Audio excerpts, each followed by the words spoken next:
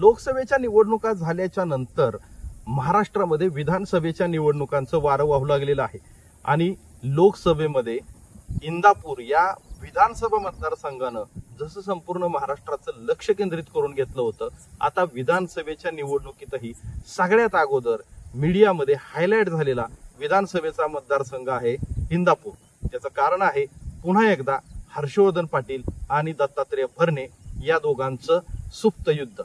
आता विषय असा आहे की हे दोन्ही नेते सध्या महायुतीमध्ये आहेत, त्यामुळं इंदापूर विधानसभेची जागा कोणाला सुटणार याच्यावरून घमासान सुरू असतानाच किंवा जागा वाटपाची अद्याप कुठेही बोलणी चालूच नसताना दुसरीकडे मात्र थेट बंडखोरीची तयारी देखील सुरू झालेली आपल्याला पाहायला मिळालं। त्याच्यामुळं इंदापूर तालुका पुन्हा एकदा विधानसभेच्या निवडणुकीच्या अगोदर सर्वात चर्चेत येऊ लागला। हर्षवर्धन पाटील आणि दत्ता भरणे यांच्यामध्ये सध्या नेमकं काय चाललं आहे हेच आपण या सविस्तर व्हिडिओच्या माध्यमातून जाणून घेणार आहोत। नमस्कार, मी आहे मच्छिंद्र टिंगरे आणि तुम्ही पाहताय जाहीर सभा। हर्षवर्धन पाटील आणि दत्तात्रय भरणे हे दोघंही माजी मंत्री असलेले नेते। हर्षवर्धन पाटलांची राजकीय कारकीर्द तशी 1995 ला सुरू झाली विधानसभेची राजकीय कारकीर्द, आणि दत्तात्रय भरणे यांची विधानसभेची राजकीय कारकीर्द 2014 मध्ये सुरू झाली। हर्षवर्धन पाटील यांनी 1995 ला पहिली निवडणूक जिंकली, ती इंदापूर तालुका विकास आघाडीच्या माध्यमातून विमानाच्या चिन्हावरती त्यांनी ही निवडणूक लढवली होती। शंकरराव बाजीराव पाटील यांच्यानंतर हर्षवर्धन पाटील यांनी इंदापूरचा राजकीय वारसा पुढे टिकवून ठेवला, तो 1995 पासून तो थेट 2014 पर्यंत। या काळामध्ये हर्षवर्धन पाटील यांनी अनेक राज्यमंत्री आणि कॅबिनेट मंत्री पद देखील भूषवलेली आहेत। पणन मंत्री, संसदीय कामकाज मंत्री, सहकार मंत्री अशी अनेक पदं त्यांनी भूषवली। तर दुसरीकडे दत्तात्रय भरणे यांनी सार्वजनिक बांधकाम मंत्री असं राज्यमंत्री पदही त्यांनीही भूषवलेलं आहे। 2014 ला ज्यावेळेस हर्षवर्धन पाटलांचा पराभव झाला त्याच्यानंतरच्या ज्या लोकसभेच्या इलेक्शन झाल्या त्यावेळेस राष्ट्रवादीकडून सुप्रिया सुळे या उमेदवार असायच्या, त्यामुळं हर्षवर्धन पाटील यांच्या डोक्यामध्ये राग होता, त्यांना त्यांच्या पराभवाची सल ही या लोकसभेच्या निवडणुकीच्या माध्यमातून भरून काढायची होती। परंतु नेमकं हर्षवर्धन पाटील हे त्यावेळेस काँग्रेसचे नेते होते, त्यामुळे त्यांना प्रत्येक वेळेस माघारी घ्यावी लागत होती। एकीकडे त्यांना लोकसभेसाठी सुप्रिया सुळेंचा प्रचार करावा लागायचा, तर विधानसभेला पुन्हा पवारांच्याच पक्षाचा उमेदवार त्यांच्या विरोधात विधानसभेला निवडणुकीच्या रिंगणात असायचा। त्याच्यामुळे हर्षवर्धन पाटलांची 2014 पासून कोंडी झालेली आपल्याला पाहायला मिळतं। दरवेळेच्या लोकसभेच्या इलेक्शनमध्ये हर्षवर्धन पाटील यांनी ही त्यांची सल बोलून दाखवली आणि ती कालच्या 2024च्या इलेक्शन पर्यंतही बोलून दाखवण्यात। एकीकडे ज्यावेळेस 2024 मध्ये पवार कुटुंबाचे 2 उमेदवार झाले, त्याच्यामुळे हर्षवर्धन पाटलांना एक वेगळं महत्व प्राप्त झालं, कारण विद्यमान आमदार दत्तात्रय भरणे होते आणि ते अजित पवार गटांचे होते।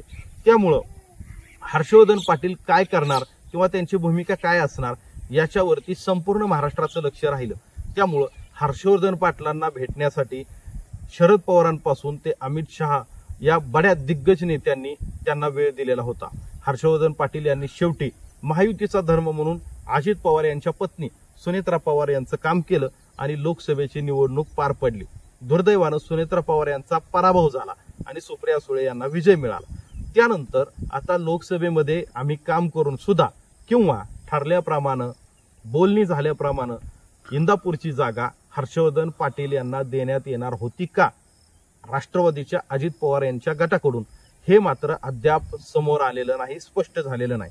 याचं कारण असं की ज्या वेळेस देवेंद्र फडणवीस यांनी इंदापूरमध्ये लोकसभेच्या निवडणुकीसाठी सभा घेतलेली होती, हर्षवर्धन पाटलांनी हजारो कार्यकर्त्यांच्या समोर देवेंद्र फडणवीसांना शब्द दिला की तुम्ही साहेब आमची जबाबदारी घेत असाल तर आम्ही लोकसभेचं काम करायला तयार आहे। कारण हर्षवर्धन पाटलांच्या वतीनं त्यांची कन्या अंकिता पाटील ठाकरे आणि राजवर्धन यांनी बंडखोरी त्याच वेळेस केलेली होती आणि आपला विरोध किंवा आपल्यावरती झालेला अन्याय त्यांनी मीडियासमोर बोलून दाखवला होता। त्यामुळं हे इलेक्शन, लोकसभेचं इलेक्शन पार पडेपर्यंत अजित पवारांचं जे कट्टर विरोधक होते हर्षवर्धन पाटलांचे अजित पवारांचं आणि त्यांचं सख्य वाढलं अगदी हर्षवर्धन पाटलांच्या घरी अजित पवारांना जेवणावळी झाल्या, एकमेकांच्या अनेक मिटिंग झाल्या. मात्र ज्यावेळेस लोकसभेचा निकाल लागला त्यानंतर पुन्हा एकदा चर्चेत आलं विधानसभेचं इलेक्शन आणि त्याच्यामध्ये पुन्हा एकदा धुसफूस सुरू झाली. ज्यावेळेस हर्षवर्धन पाटलांच्या लक्षात आलं की पुन्हा एकदा आता इंदापूरमध्ये आपल्याला डावललं जाण्याचा प्रयत्न केला जातोय, त्याच वेळेस हर्षवर्धन पाटलांच्या कार्यकर्त्यांनी पुन्हा एकदा 1995 साली स्थापन केलेली इंदापूर विकास आघाडी ही पुन्हा जिवंत करण्याचा निर्णय घेतला आणि इंदापूर तालुक्याची विकास आघाडी पुन्हा एकदा स्थापन करण्याचा निर्णय झाला. कार्यकर्ते कामाला लागले आणि त्यांनी इंदापूर तालुक्यात काही शाखा देखील उघडल्या. इंदापूर तालुका विकास आघाडीची शाखा इंदापूरमध्ये ज्यावेळेस उघडली त्याच वेळेस लक्षात आलं की हर्षवर्धन पाटलांचाच हा अंतर्गत डाव आहे. दुसरीकडे दत्तात्रय भरणे यांच्यासाठी अजित पवारांनी नुकतीच 2 दिवसापूर्वी ज्यावेळेस सभा घेतली त्यावेळेस अजित पवार यांनी स्पष्टपणे सांगितलं की दत्तात्रय भरणे यांनी या तालुक्यासाठी खूप चांगलं काम केलेलं आहे आणि पुन्हा एकदा दत्तात्रय भरणे यांचीच उमेदवारी असू शकते. असा हिरवा कंदील दिल्याच्या नंतर इंदापूरमध्ये हर्षवर्धन पाटील आणि दत्तात्रय भरणे यांच्या कार्यकर्त्यांमधली धुसफूस वाढली. हर्षवर्धन पाटील ज्यावेळेस इंदापूर तालुका विकास आघाडीची चर्चा होत होती त्यावेळेसच बातम्या आल्या की हर्षवर्धन पाटील पुन्हा एकदा तुतारीकडे जाऊ शकतात, म्हणजे शरद पवारांच्या गटात जाऊ शकतात. या विधानावरती ज्यावेळेस भाजपचे प्रदेशाध्यक्ष चंद्रशेखर बावनकुळे यांना प्रश्न विचारण्यात आला त्यावेळेस बावनकुळे यांनी आम्ही त्यांना थांबवू शकत नाही असं उत्तर दिलं. याचा अर्थ बावनकुळेंनी त्यांना शरद पवारांच्या गटात जाण्यासाठी परमिशन दिली नाही, तर त्यांनी बंडखोरी करण्यासाठी अप्रत्यक्ष परवानगी दिल्याचं राजकीय विश्लेषकांकडून बोललं जात आहे. हा दबावाचा एक वेगळा भाग आहे. परंतु काही झालं तरी यावेळेस हर्षवर्धन पाटील हे अपक्ष निवडणूक लढणार असल्याची माहिती अत्यंत जवळच्या सूत्रांकडून मिळत आहे. त्यामुळे अद्यापही विधानसभेच्या निवडणुकीच्या अनुषंगानं महायुती किंवा महाविकास आघाडीच्या जागा वाटपाच्या चर्चा चालू आहेत. कुठल्याही जागा डिक्लेअर झालेल्या नाहीत. मात्र सगळ्यात अगोदर इंदापूरमध्ये बंडखोरीची ठिणगी पडली असं म्हटलं तर वावगं ठरणार नाही.